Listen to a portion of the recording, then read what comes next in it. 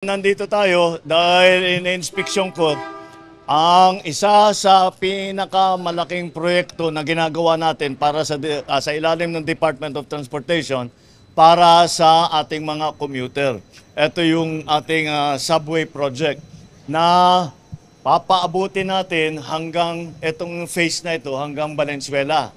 Ngayon, pagka nabuo na ito, ang travel time mula sa Valenzuela hanggang sa airport ay sa kasalukuyan mga 2 oras yan 2 oras kalahati.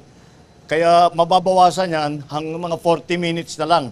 Sana matapos natin ito by hanggang sa Valenzuela. Baka matapos natin ito 28. Baka pwede nang inaugurate 2028. Basta tingnan natin. Lahat naman ay nag-a-agree na kailangan na bilisan ng mabuti at ng husto dahil ang mga ating mga commuter para naman mas maginhawa ang kanilang pag-commute.